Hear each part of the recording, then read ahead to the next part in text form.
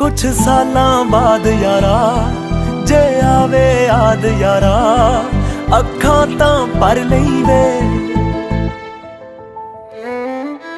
आपां वक हो जाना ए गल पक्की ए, बस सब्र जा कर लई वे। आपां वक हो जाना ए गल पक्की ए, बस सब्र जा कर लई वे।